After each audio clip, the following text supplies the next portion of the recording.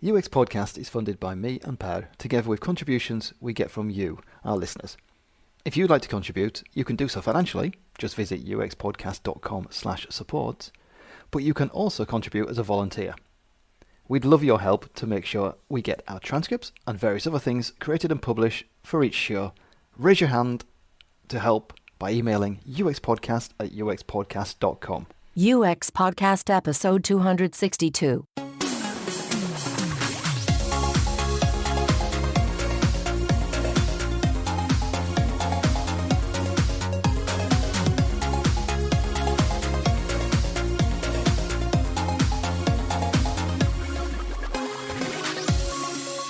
I'm James.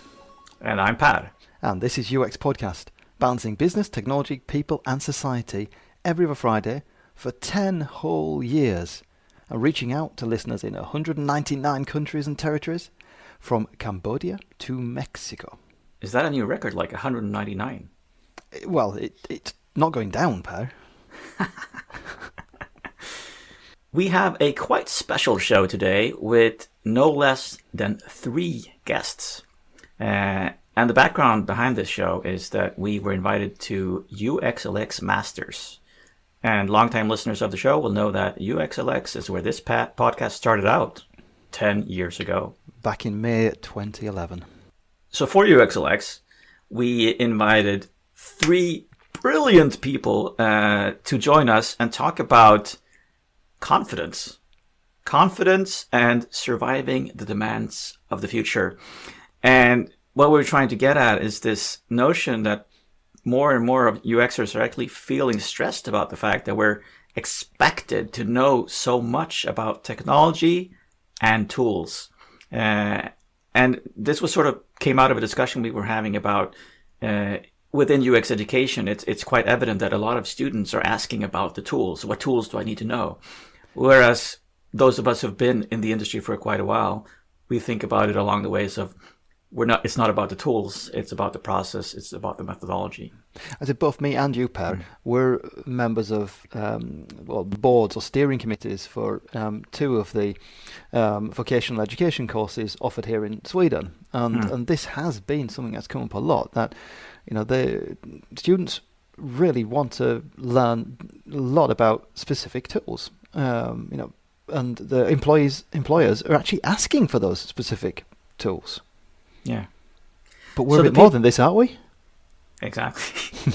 Well, let's hope so. And to help us bring more light on this topic, the 3 people we have invited are Kim Goodwin, UX legend and author of Designing for the Digital Age.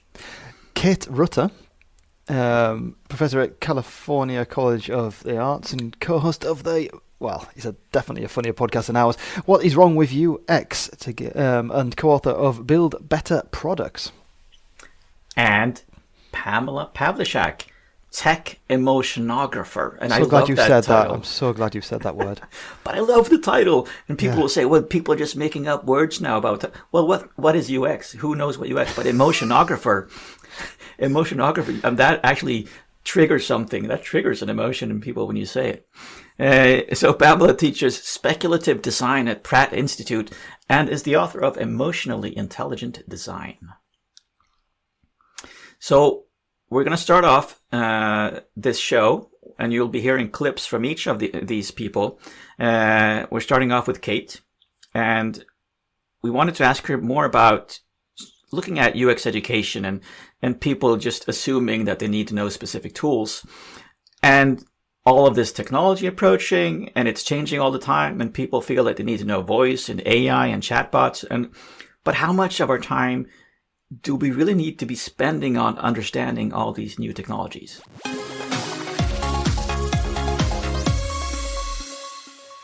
Yeah, just thinking back, though, it's been a transition, and I think especially for structured education, so you have a school or you have a program, the shift from a tools practice into a more methods or even kind of applicable practice, where you might have partner companies that are creating design challenges within the context of a studio or even a classroom. I think that is an evolution. And it takes a while for people's expectations to change, for the material that you use to communicate about the program to change, etc. And so it can take a few years before you stop listing, this is the set of software you need, right? It's a little bit like implying that someone might go to UC Berkeley, but what they want to know is the full book list of everything they'll take when they're there. It's like, well, that really has a lot of other considerations, and we might recognize that that's kind of an unhelpful question to ask, but I don't think the world has kind of gotten to the understanding that software tools are less helpful. That said, it's the means of production, right? If you cannot use Figma, there are certain workplaces that you cannot participate in. And so it is tricky. And for people who don't have, we're talking a lot about tools, but for people who don't have access to those because of price, because of computing equipment, because of just even location or global situation, whatever that is, then they're at a disadvantage. And so the tools are important. Not being able, you can use the tools well and still not be able to design well, I think. So I think we're trying to figure that out too. But I'm more interested in how do people stay on top of what is happening and coming next, especially when they're either inculcated into an education program or worse yet in a company where, your challenges are almost always here and now, and very immediate. And I think it's the lifelong learning, which I talked about at UX Lisbon a couple of years ago, is the only way that our field will, and the practitioners in it will have a sense of renewal and self-renewal, skills renewal, but also opportunity renewal that will then fuel our organizations to have the same. I don't think our companies are going to be like, we got to go out and chart a new course. Like, that maybe some of them like R&D, maybe, I'd love that world, but that world's not happening. We need the people within those organizations to be pioneering what they believe is coming next. Yeah, I mean, we've talked previously about continuous learning, but I wonder if something just as important maybe is continuous confidence.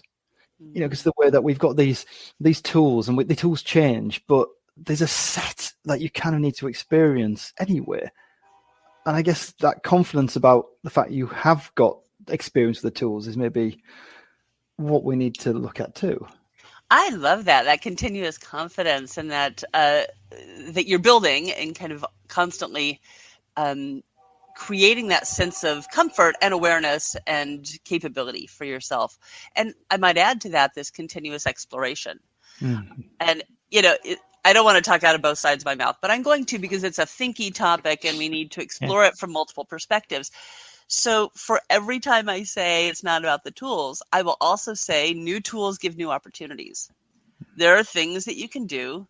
Sometimes it's just making it more efficient. So if you go from and I'm going to call names, but Photoshop to Sketch, some of the same principles apply, right? Sketch is better at it than Photoshop for certain things. Photoshop is actually still better at it than Sketch is, but they kind of fit into the same mindset. If you go from Microsoft Word to Google Docs, then whatever. Like you're learning the new orientation, but you're not really learning the new mindset. But if you go from something like Figma to React, that is a whole different thing in your brain. Right. And so I think that's where new and interesting things happen. And so I used to joke last year with some of the colleagues in the East Bay UX scene, and we were concerned about falling out of tools. Like, I've got tools I'm so efficient with. Like, it is not interesting for me to explore a new tool if I am on production or if I'm on deadline. But I also know that those tools, like, at some point I'm going to be clinging to, my desktop versions with my dead hand. So I got to stay fresh. But it's a little embarrassing, as if someone believes you're in a seasoned position, to ask for help with a tool that everybody else knows. So I get concerned about our senior managers or leaders who are no longer perhaps in the day-to-day enough that they get efficient with the new tools, not understanding the capabilities of the new tools, and so they can't effectively kind of make the most of their team. And that's something that I think about. So I almost wanted like a secret speakeasy, or you're going to call it a teach easy, where you'd go and get a drink, and then, folks who knew those tools would come in, and clandestine on the down low would like teach you how to use that shit, so that you didn't miss an opportunity because you didn't know it. So we wanted to bring Kim Goodwin into this conversation as well. So we know people assume that they need to know specific tools, but then there's also the new technology that's approaching, it's changing. How much, Kim, do we need to know, and how much of our time do we actually need to spend on understanding the new technologies? I think we need to understand that they exist and broadly what they make possible, right? So that in a project we might be able to think, oh, I wonder if this is a thing we could use, if it's not already something that exists in that team or that organization. But I don't think we need to know them in depth until we're actually working with them, right? We can't keep up with everything that we need to know. I think we can draw some comparisons to healthcare, right? In many cases in UX, we are playing the role of that generalist, that family physician, right? Where we need to know a little about a lot of things, but there are lots of things that we won't know in depth. And then there are some people who choose to specialize, right? You can go deep into being a voice AI designer and develop a ton of expertise there. And that's great. But not everyone needs to do that. And you don't have to have developed that expertise to do a bit of work in that field necessarily, right? You do need to learn some things about it. But many of those things that are specific to a technology, you can learn by observing some users use a technology, right? There are definitely principles involved in designing for a chatbot that are not there when you're designing for a form, because the interaction is stepwise, it's slower, it's more time consuming. But all you have to do is run a couple of usability tests with a chatbot to see, oh, yeah, that's how it's different, right? It makes itself pretty clear pretty quickly. The other thing I will say about technology is, even though technology is new, everything old is new again sometimes, right? A lot of what is interesting and new about a technology sometimes is a constraint that has existed before. I remember a number of years ago, some designer who was much younger than I was saying something about, oh, well, designers your age don't really understand designing for phones and small screens and low resolution. And it was obnoxious of him to say, but I just had to laugh. I thought, okay, have you ever designed for 640 by 480 or monochrome or 16 color? Have you ever designed the screen on a glucose meter, which is monochrome and tiny? Yeah, small screens are really not a new thing. So, all of these constraints have come up before. Low bandwidth on some devices, well, that existed many years ago. So everything old is new again. Yeah, I mean, we're humans still, and the pace of human change, that's a little bit slower to evolve than the technology in front of us. So I guess it makes sense that we loop quicker. Yeah. I mean, I think there are some technologies that fundamentally change human behavior, right? I mean, even 20 years ago, we were all about trying to be more reachable. And now that we all have, supercomputers in our pockets, we're like, please, how can I be less reachable? Right? The behavior shift there is pretty profound, but few technologies do that quickly. I love your point about specialization as well, because I think we can help people feel a lot better if we help them realize that there's a person in UX and they know all that stuff. That doesn't mean you're not a UXer if you don't know all that stuff. Yeah. We're all different. And that's, I think, what's really awesome about this profession as well. Yeah. Yeah. And it's very much an umbrella, right? It certainly has gotten more specialized over the years. What I think is interesting, though, is, again, going back to that parallel in the medical profession, before you can be a neurologist, you have to be a physician, right? You don't just go learn neurology without understanding how the skeletal system works, right? So I do think we all need some grounding in some fundamentals. We all need to be able to do a basic user interview, even if user research isn't our specialty, right? We all need to be able to do some of those basics, even if we're, focused in a narrower area of our field. Are we still a little bit too focused on the visual aspect of design? in where we are today. Pamela suggested that we need to let go of the side of the pool and explore what's coming. What lies ahead means we really do have to broaden our focus. I hope so. I mean, I think that's a real limitation of where we're at right now is we're very focused on visual design. And in a kind of weird way too, because we also shy away from like specifics about visual design in a lot of ways and focus on the structure. So that's kind of a weird tension to think about. But let's just set that aside. I would like it to be more multisensory, right? Because when we think about our emotional lives, that's not just like we can see facial expressions, right? Or we can pick up on the way somebody moves or a gesture. But there's a lot more to our emotional life. I mean, a lot of it's just interior, a lot of it's cognitive. A lot of it is sensorial, though, how things touch, the taste, music. And I think we don't have a good way to design with those materials yet. You know, I think that's coming, and that's why my most exciting work, I think now, is really experimenting with objects, with things, with physical. Usually they have, you know, a screen that goes with them and they're somewhere in the mix. But I think that's a new territory for us, and that's really exciting. And it's not that people haven't been thinking about it over the years. It just feels like it's slower in coming. And maybe that's a good thing, right? Because sometimes we think, oh, things are changing so fast. I got to know this. I got to know that. But then you look back on it and you think, well, it's really been like, what, 20 years since people got excited about ubiquitous computing? And where is it? You know, I can't taste, or VR would be another one, right? There's lots of possibilities there, but it's not like we have to scramble that it's being implemented everywhere. We have time to think this through and play out different possibilities and get a little bit experimental with that, because it's not going to be embedded in everything right away. I don't think, anyway, right? Like, I'm not in the job of predicting things, obviously, because a lot of things have changed very suddenly with the pandemic, right? Or things that we maybe weren't that into using. We're using all the time. We were talking about Zoom earlier, that platforms. I mean, I think probably all of us were using stuff like that, but I know, you know, my parents are on Zoom now. That was a big deal.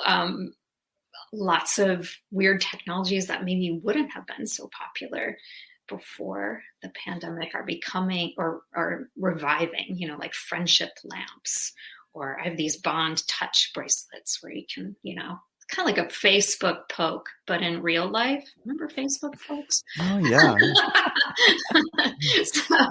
know, like weird stuff like that. Like, if there hadn't been this global upheaval and this massive event that affected us all, we might not have seen that coming so quickly. So I'm not saying like, oh, ubiquitous computing isn't going to come right away, or VR isn't. Maybe there's something unforeseen, but we also have to look at, like, we have some time. It's not going to happen. And when we look at some of these technologies, they're not very good yet, you know, so there's not much that can be done with them. At least I'll just speak for the emotion piece. It's at a toddler level of knowledge right now, or maybe even less than that. You know, it's the technology can recognize extremes and very narrowly defined ones and one modality. So that's pretty limited right now. There's a long way to go with something like that. So let's circle back to our chat with Kate. She makes an excellent point about us being frustrated quite often about tech being slow and tedious. But then if you back up 10 years and compare it to that time frame, you realize how fast everything is truly moving and how much faster you can actually get work done. So we are getting more time, but what are we doing with the time we saved?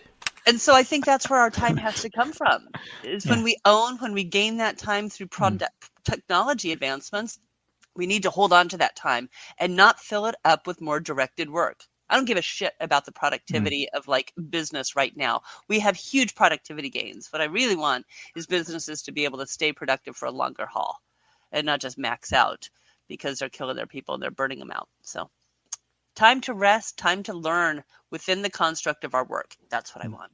Time to play. Time to explore all those kind of curiosities and whys and things that you come up with, and ask yourself and share them. That was one of the most amazing things at Adaptive Path is we had this brown bag and we had these open design sessions and various different culturally embraced ways of bringing in new information and sharing experiments, which fostered a sense of play and experimentation. And you didn't always have to be perfect, and that is also a huge part of that learning is if you expect to have a level of achievement that would be perfection, whatever that even means to you, and you expect to do that out of the gate, well, I think that's very troubling. I actually think that's an attitude for learners in general that is deeply troubling to me. And because it just stops you in your tracks. You have to be super excited about the shitty stuff before you can maybe even see a path of what mastery or expertise could look like. Our career paths aren't straight lines. Pamela started off studying Russian literature before she switched to human-computer interaction. So we change, things change, and that's okay. Yet we're still kind of expected to decide exactly what we want to do from the outset. So hopefully, I mean, that's more of a cultural mythology, though, don't you think? Where it's like when you're a kid, people ask you, what do you want to be when you grow up? The fact is, most people aren't going to be one thing. They're going to be lots of different things. And they might be vastly unrelated things. There are very few people who start off in one path and end up in that path. There are a few, certainly. I mean, some people have like a calling or a real, draw towards something. But I think if you ask people in our field, but in other fields too, where did they start out? Or if you look at their career over a larger chunk of time, there's a lot of ways it evolves and changes. So I think that may be something we have to kind of keep in the background too. Is like, yeah, our field's going to change a lot. And personally, you're going to change a lot and want to do different things and explore. So maybe after you pay off your grad student loans and stuff. For me, that's so perfect to end on, actually. Okay. That's great. lovely. You had one more question, James. I was going to just comment on that. The whole thing about remaining. So we say about continuous learning, but we kind of really want to just stay playful and stay curious. Absolutely. I think that, follow your interests, follow your passion. If you get interested in something, then keep going. There's a lot. I mean, we're so lucky. There's so many opportunities and ways we can learn from online learning or whatever, but from other people, from playing around with things and experimenting. So I think, and I think generations now we have generations in design, I think we can learn from each other too and do a better job of that. I think what has happened in tech is it's sort of like, especially in the coding world, it's like, the old stuff. I don't want that anymore. We need the new languages. I feel like UX, and maybe that's true of coding. I don't know. I kind of think not, because you learn things about architecting that carry over as you go along. I think UX, though, now that we have this kind of more generations coming in, we can all learn from each other. I mean, I know I learn a lot from people who are just coming into the field, who are junior level. Hopefully they learn something from me. There's so much. That's the cool thing about our field. It's like there's so much going on and there's so much to do. And our work is really, really important, even though sometimes it doesn't feel like it when you're doing another like onboarding process or whatever, but it is important in the big picture. And so I think, that's something, just that openness. I hope that we can keep that in our field and grow that feeling. And finally, bringing it all home, Kim reminds us to remember what UX is truly about and how our skills are replicable in many types of scenarios, not just the people on the other end of the digital interface we are working with. Absolutely. I mean, the core of UX is how do you understand humans and use that to influence decisions and behavior, right? And that's a thing that we can do not just with our colleagues, but with our future colleagues when we're trying to get them to hire us for a consulting gig or or promote us into a new job or whatever it is we're looking for. We have to help them see the possibilities. And I think that anybody who's good at UX can be good at that if they approach the problem that way. Mm.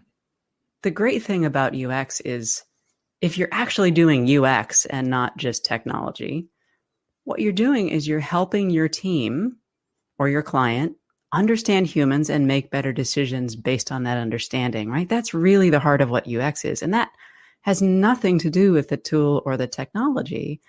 And I think that, the more that you do it in different contexts, the more you see that that's true. So as long as you are good at doing that and at making ideas concrete in a way that your team can sort of look at and poke at and help you iterate, then those are really the things to focus on mastery of, because tools come along. So something that really stuck with me from these interviews is something that wasn't part of any of these clips, actually, is when Kate really pinpointed the fact that students are often excited about tools, and senior UX designers sometimes keep saying that, well, it's not about the tools, it's about the process, it's about the methodology. Whereas it's really unfortunate then that you're actually killing excitement.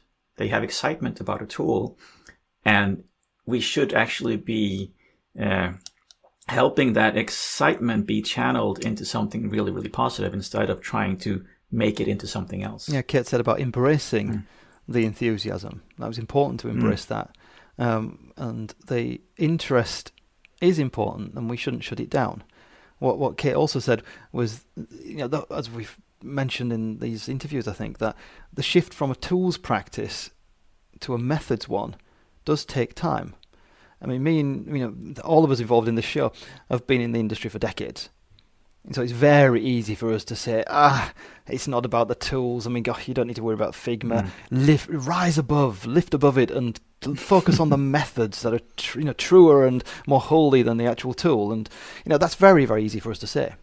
But when you are new to the industry, you expected to understand certain tools because that's what the employers are asking for, because they're using them right now and they think they get the quickest amount of quickest onboarding and the highest amount of instant productivity if you already know those tools. Exactly. Whereas the tools will change, and you will need to know the methods that lie behind it and what you're really doing. But that does take time.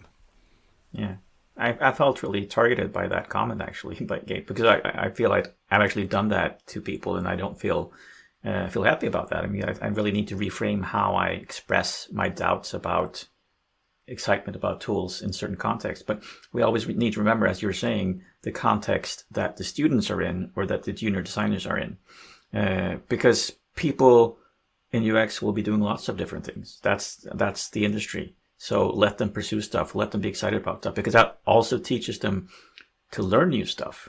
And it is always about the learning, because if things change, that's what we're saying now, the tools change, well, the ability to learn new tools, that is something that we should encourage all the time. It's the classic yes and thing, isn't it? I mean, you take the enthusiasm for learning the tools of today, and through experience, you maybe share more stories about how similar tools were used to achieve things before, and maintain the excitement and share your excitement with the stuff you've achieved with previous iterations, without kind of like being preachy, I guess, about, well, it was better when we used Photoshop, we don't, or front page or whatever. We don't need to go like that. But I think that's maybe how we speed up the process, is by not dismissing the tools and the enthusiasm, but holding their hand and being quicker at sharing the methods and the processes that we see through the tools earlier in these people's careers, I guess.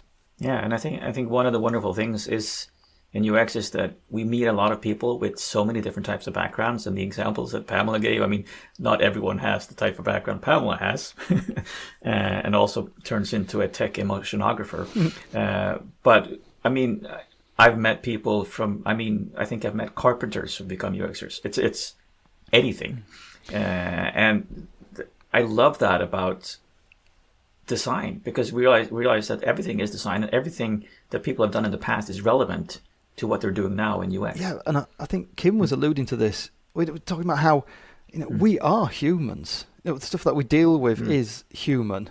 And sometimes, I don't know, maybe we just get lost in the technology, and we do become distanced from the fact that we ourselves are humans, and we interact with humans as part of our work.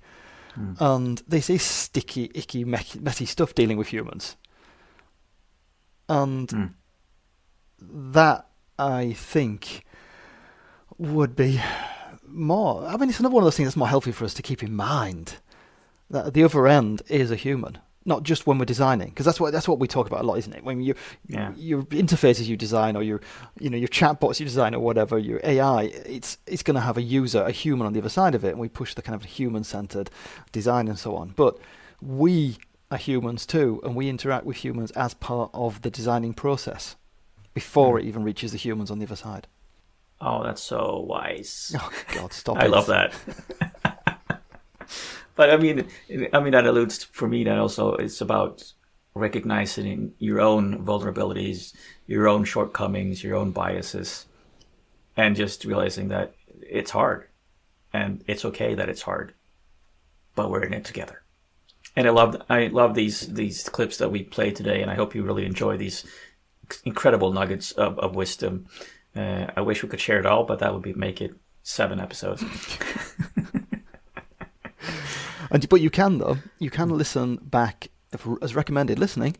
Yes. All 3 of these guests have been guests before. So there are 5 interviews and a couple of link shows involving articles made by the guests that you can go back to and listen to. And all of them will be included in the show notes. We have a newsletter. We do. And it's been a while since we mentioned it. The Backstage newsletter is sent out along with each episode and usually contains a few extra thoughts and the occasional discount code and special offers. Yep. uxpodcast.com/newsletter. Were you going to say something? I don't know. I was going to say something, but it was just going to complicate matters. Remember to keep moving. See you on the other side.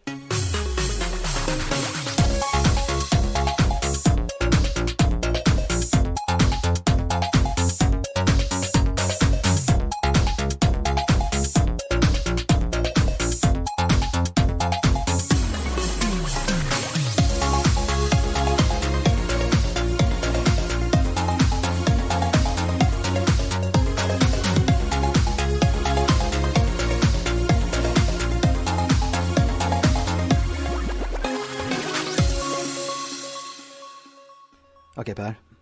The past, the present, and future walked into a bar. Okay, and then what happened? It was tense. Oh.